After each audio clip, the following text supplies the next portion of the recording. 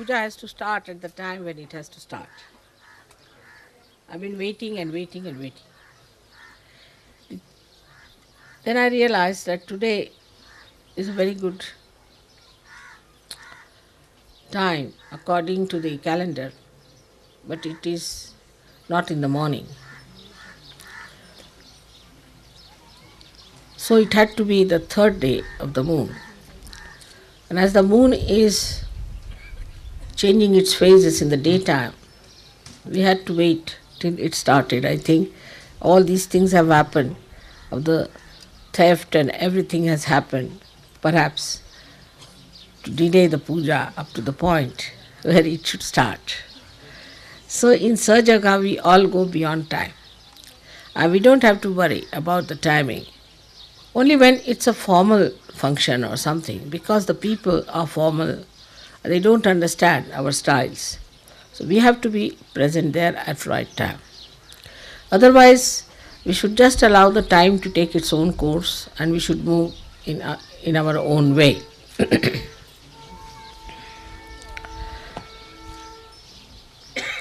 Now for our travel and this tour, we have to realize that we are here to achieve a certain amount of height in our detachment.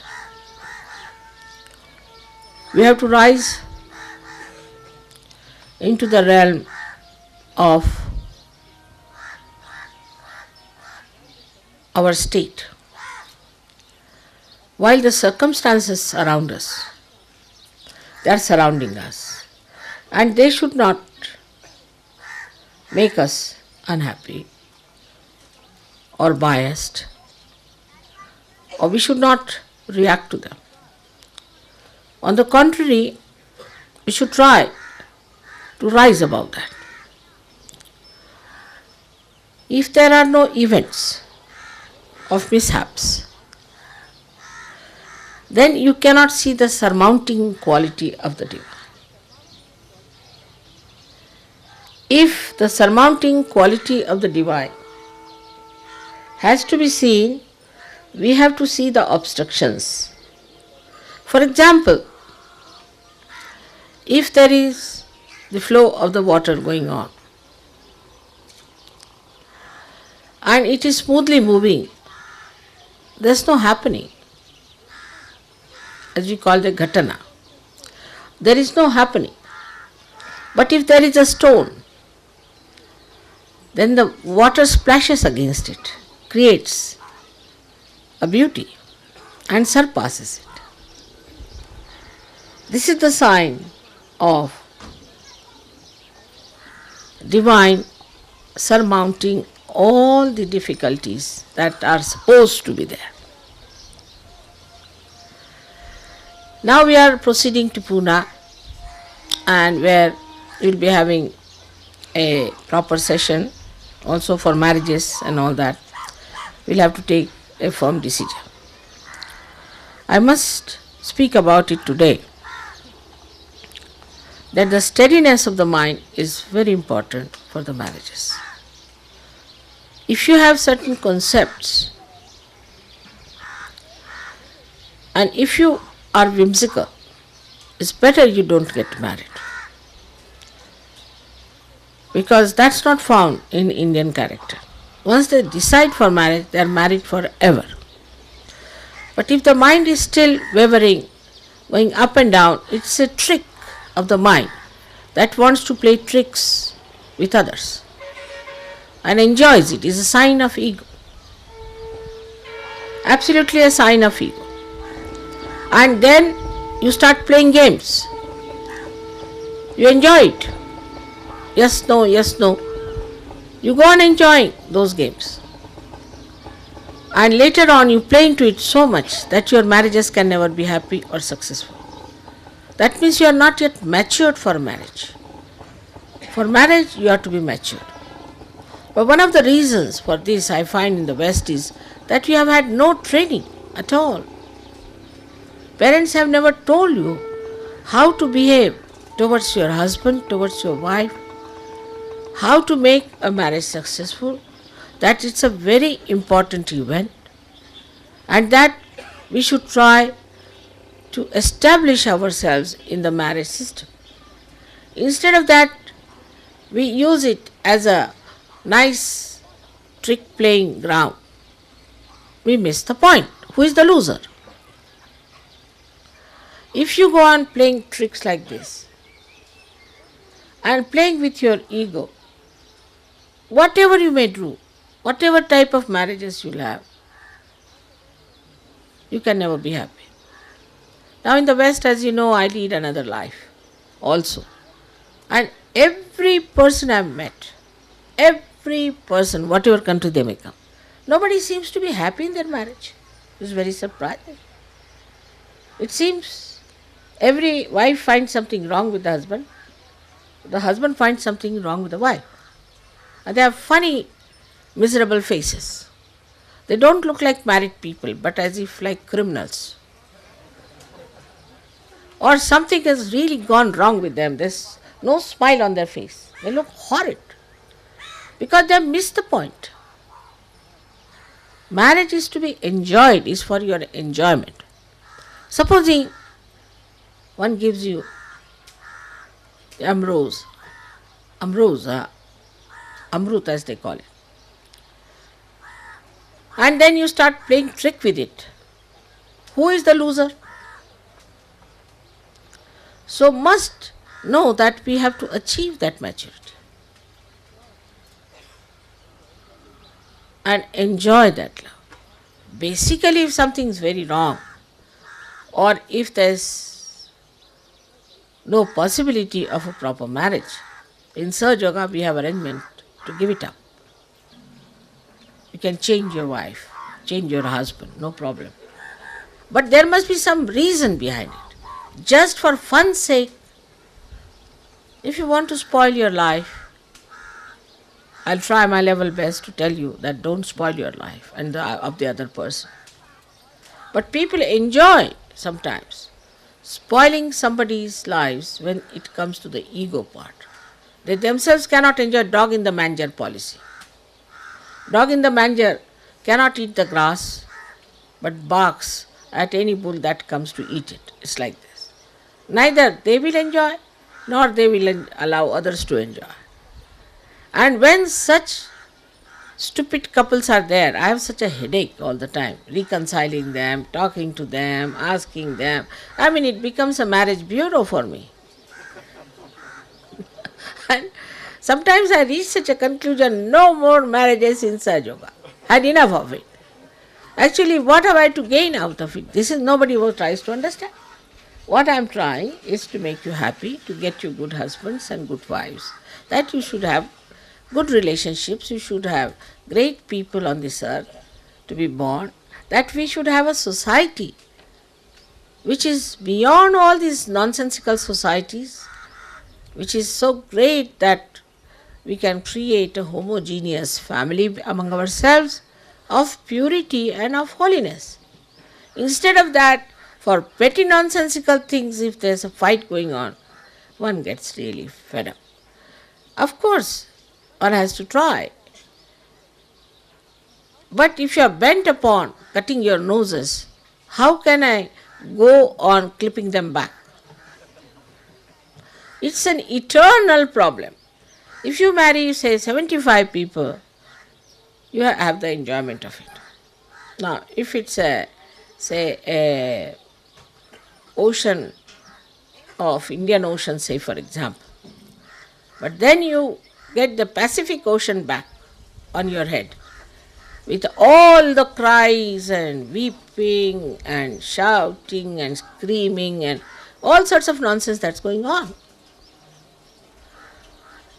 So, I again say that now we are going to Pune, where all the marriages are going to be confirmed. If you go on like this, there's no end to it. Also, those people who come for marriages and deny twice, third time I don't ask them, because it's a joke going on there.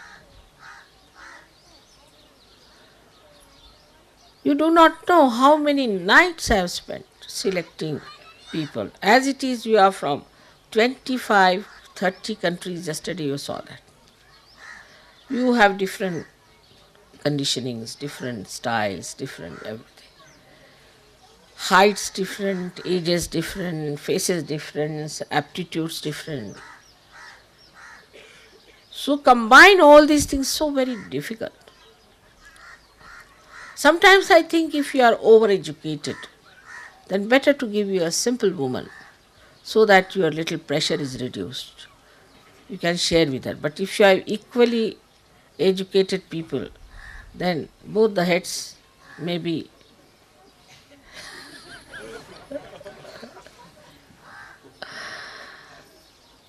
So I have to think of many things and of vibrations. But somehow or other you can defy, and you try to defy it. All right, doesn't matter. But who is the loser is the point. Today I had to speak to you about this, because in Sahaj we have to take the way it comes as it comes. Whatever comes in our way, we should take it. We should not sort of say, I have fallen in love. There's nobody falls in love, it rises in love in Sahaj.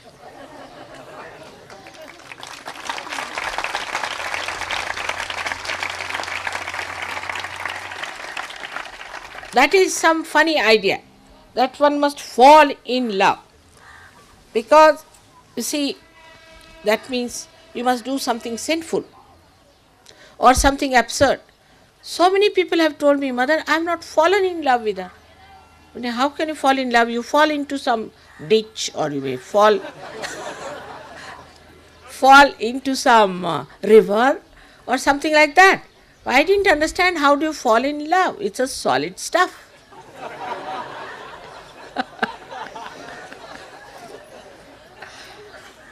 So this absurd idea of falling in love has to be given up. If it means that you have felt the love, or if it means that you have the sensitivity of feeling the love, or something, I can understand, little explanatory. But this falling in love business has been going on and on and on. Now, I would request you that in SahajaYoga we cancel this terminology. So, problems of marriages should not arise in SahajaYoga. You got chance for 1 month to decide for yourself and to find out for yourself. Little bit adjustments and understanding can create such a beautiful world for you. It's just waiting there, but suddenly you decide on some spot, suddenly you're all right, I find. At the spur of the moment I find, suddenly, no. I say, what's this? The horse was going all right. Suddenly what has happened? It has turned round. One can understand a horse, but I can't understand human beings. So this whimsical behavior suddenly can be very injurious to the growth of SahajaYoga. Whenever I go to England, there's a list of people from all over the country.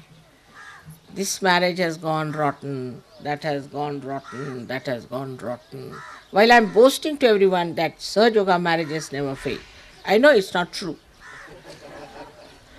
But whatever I say is a mantra, ultimately it becomes the truth.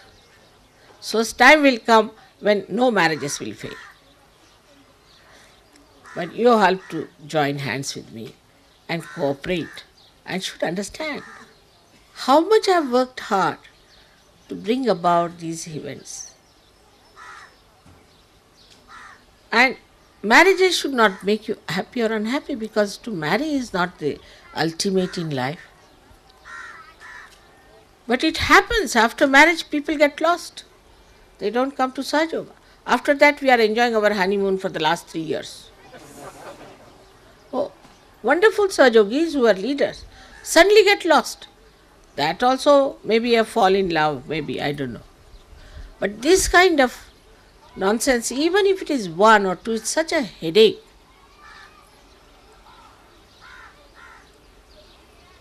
And I really don't know how to solve these problems, because I think there's no problem at all. Only thing, you have decided not to enjoy anything.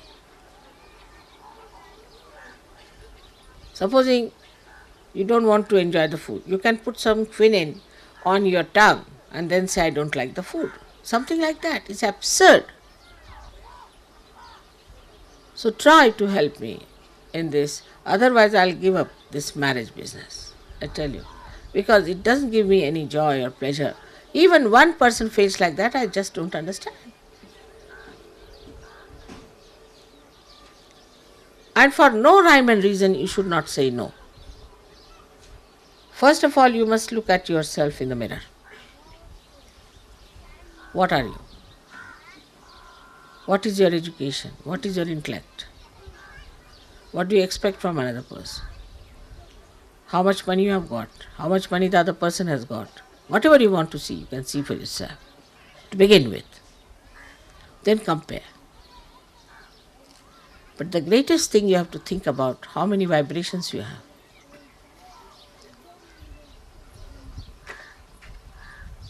How much SahajaYoga the other one knows. You are marrying for your ascent. If the other person has vibrations much more than yours, then you should not unnecessarily boast of nonsensical, gross things. The person is much subtler. Make use of that. Whether it's a woman or a man, I don't say. But I just say that see for yourself, where are you? Especially for beginners who are beginning to take to SahajaYoga. It's better to marry some matured SahajaYogi so that they can ascend very well, much faster. And also, if the other party is not so good, maybe, we have to work. We have to save that person. After all, they are not yet matured, but they are SahajaYogis. They want to do. So try to work it out in that way. I think you will understand the seriousness. This is the most important work that ever happened on this earth so far. Your marriages are very important, and you have seen the photographs where the gods themselves have blessed you. Because of my consent, because of my selection, they all were present in your marriage, and how they were giving you tributes and how they were putting flowers on the brides. You have seen the photographs. If you have not seen, I'll show you. But if you are not a seeker, and if you are not seeking your higher ascent, then you go into nonsensical things and nonsensical ideas. So better be careful not to do such a thing. Don't think too much of yourself. Another note of caution, that you see the way Indians pamper their son-in-laws. So don't get mad. Also, they pamper their daughter-in-laws very much. It's done in India to create better relationships, because we don't have the balloon of ego so much here. But here, as soon as somebody pays attention to you, you go off. So better be careful. It's a custom here to look after the son-in-law, to look after the daughter-in-law. It's a custom. Now, it is ingrained from ages. It doesn't mean that you are God or you are in some superlative condition. But it's just that is how they pamper. They look after the daughter-in-law or the son-in-law, normally. And you should not carry away ideas, which I must tell you, because it doesn't happen in the West. I have seen they don't care. Once that they are married, they are finished. It's not so. So please be careful when you are marrying Indians. You'll find the parents will quite pamper you, look after you. They'll call you to their house, do this, give you money, give you ornaments, all kinds of things they'll do. But still, one has to understand that it's just a custom and should not get pampered. On the contrary, should feel blissful about it. But when it is done, I have seen suddenly they go off. And they think no end of themselves. Their value system goes off. It's because so far we have had no education, no training about marriages. I'm sorry I have to say this in the presence of many Indians. But Indians also, you see, expect you to understand their customs sometimes too much. For example, yesterday the garlands were given. At the time when the garlands were given, you are not supposed to garland your son. But some of you took the garland, put it in your. It's regarded as absolutely unmannerly. But it is so. So when we are in India, we have to understand Indians, but when we are in the West, we have to understand the Western people. For example, in the West, you must go on saying thank you, thank you, thank you, sorry, sorry, sorry, sorry, sorry. It is so confusing sometimes. But you have to go on shaking hands with so many people. I mean, I sometimes shake hands with 900 people at a time. And while they are going back again, 900 people. But I think Namaste is a better idea. See, to shake hands with every sort of a person you catch from everyone. But it's a custom. It's a custom. So we have to understand this is a custom, and which is not to be resented, is not such a bad custom. There's nothing wrong in it. And maybe there is no logic. For example, garlanding yourself, there's little logic. You don't garland yourself, somebody else has to garland. And the ladies don't take garland on their, you see, because any man cannot garland the lady because it's the only husband has the right. See, so anyone won't garland. Or a son can garland the mother. But any man cannot garland any lady who is of a younger age or who is not yet married. And even if married, she has to be an old woman like me. Then it's all right. So these are customs very much ingrained, and it's based on logic that you cannot garland yourself and walk on the street. Even if the leaders here are garlanded, immediately they take out their garland, except for the gods. I mean, I can carry with my garland, but I also take it out. So these are few customs which must be understood, and there's nothing wrong in it, there's logic. Whatever is illogical, we can give up. Whatever is logical, we have to take it and understand it. So I'm just telling you that yesterday they all started laughing. Children also started laughing because they thought they are garlanding themselves. It's like doing arti to yourself, you know. Amounts to that. So you can understand why they were laughing. They didn't mean to hurt you in any way, but this is the system. Now, coming to SahajaYoga, yesterday was, left Vishuddhi was too much.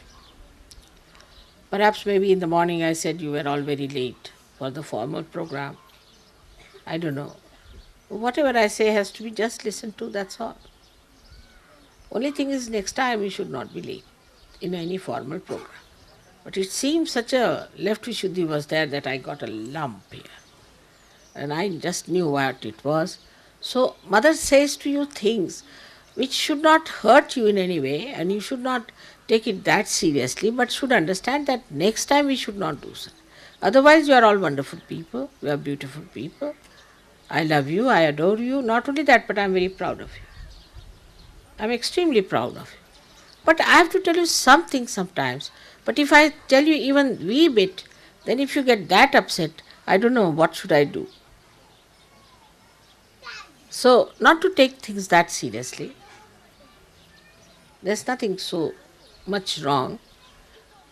In general, I have to tell you things which you should understand is for our good, for our enjoyment. Everything to increase your enjoyment.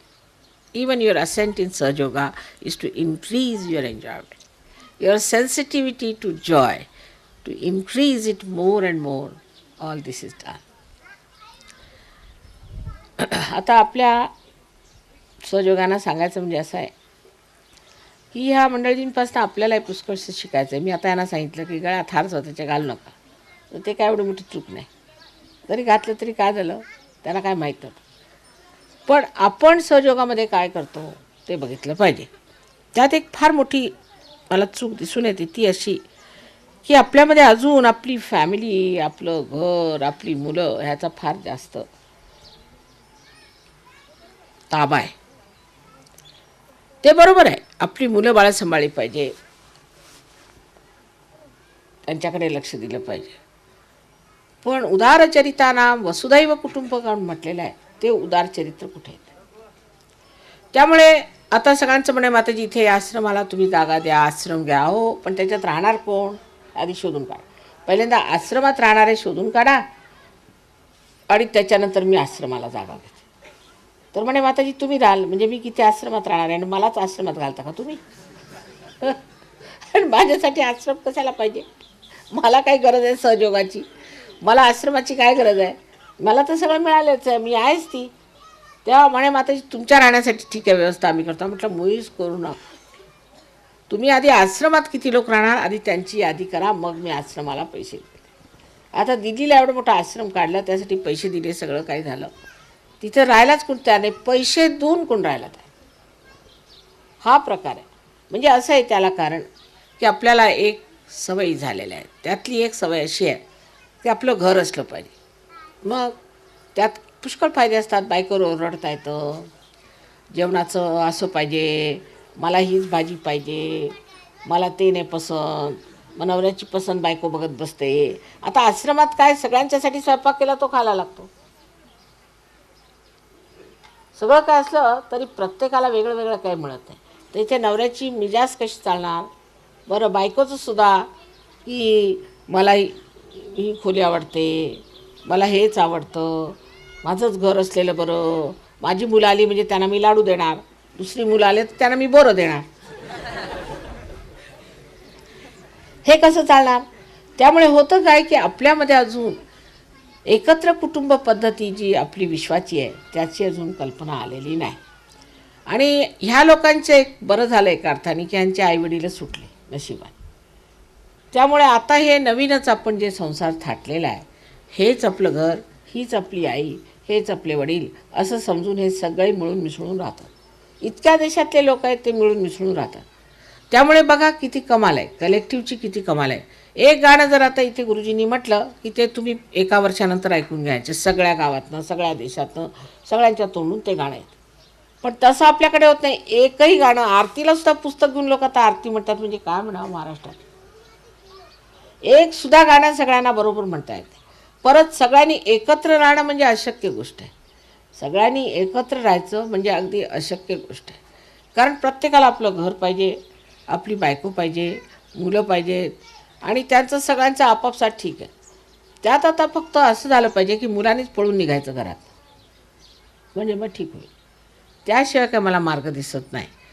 आणि म्हणून आपली जी मुलं बाहेरसुद्धा मी लग्न करून पाठवलेली आहेत त्यांच्याबद्दल ही शिकायत आहे की यांना काही घरातलं काम येत नाही, हे राहू शकत नाही, आश्रमातनं पळू बघतात. आता ते इतक्या दिवसापासून घरात राहायची सवय झाल्यामुळे त्या आश्रमाच्या त्या अशा अफाट ह्याच्यात राहणं त्यांना कठीण जातं. त्या सीमित दृष्टीने राहणाऱ्या लोकांना ते कठीण जातं. पण आपण जर सहयोग करायचा आहे तर आपल्याला आश्रमातच राहावं लागणार आहे, हे लक्षात ठेवलं. तर मी आता एक त्यातनं मध्य मार्ग काढला सध्या, म्हणजे असं की इंडियन लोकांसाठी तसं तर काय ते राहू शकत नाही. म्हणून शनिवार रविवार जिथे आश्रम असेल तिथे शनिवार रविवार जाऊन राहायचं फक्त. त्यात मग म्हणे पण ते महाभारत सकाळी लागतं,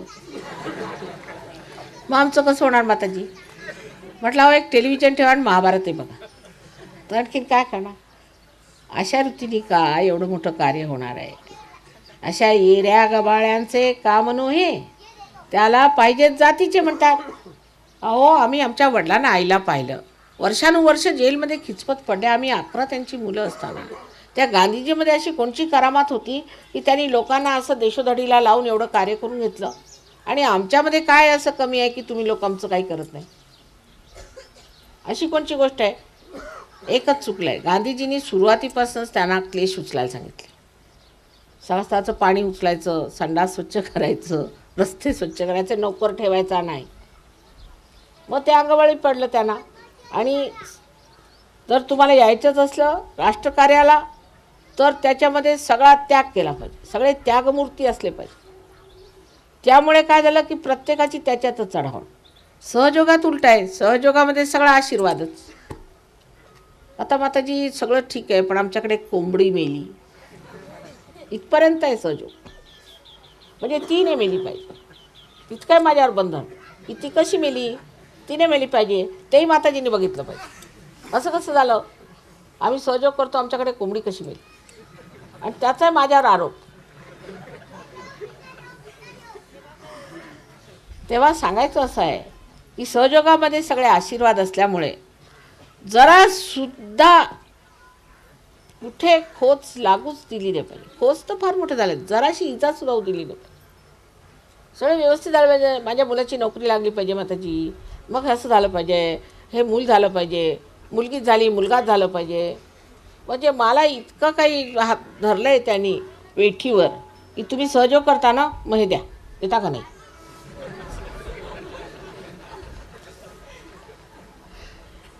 आणि तशीच मराठी भाषा आपली आहेच परखड. परखडपणे मलाच म्हणायचं की तुमचं हे तुम्ही आमचं भलं नाही केलं, तुम्ही आमचं ते भलं नाही केलं, ते भलं करा, हे भलं करा. आपण कशाला? मला का सहयोग पाहिजे का तुम्हाला पाहिजे? पूर्वीच्या काळी लोक जात असत हिमालयावर त्या थंडीत, तिथे कुडकुडत त्यांचे गुरुजी लोक सगळे कपडे उतरून टाकायचे आणि तसे बसा तिथं बर्फावर, एक लंगोट घालून बसवायचे, बसा. त्यात त्यांची परीक्षा घ्यायची आणि त्यात नाही काही जमलं तर द्यायचे दणाक. तसला काही प्रकार आपण केलेला नाही. सगळ्यांना आसनावर बसवलं, हे दिलं, ते दिलं, झालं. पण आम्ही काही दिलं की नाही सहयोगाला, हा विचार करा. तुम्हाला आश्चर्य वाटेल, अजून आपण एकही पैसा सहयोगाला कुणी दिलेला नाही. फक्त जेवणाचे सुद्धा पैसे द्यायचे लोकांच्या जीवावर येतात. सांगायचं म्हणजे आता पुण्याला आम्ही म्हटलं बरं ह्यावेळेला मी हिशोब बघते कसं काय होतो, का मिळत ते पैसे, काय होतं. मागच्या वेळा 75 माणसं फुकट जेवली, फुकट 7 दिवस.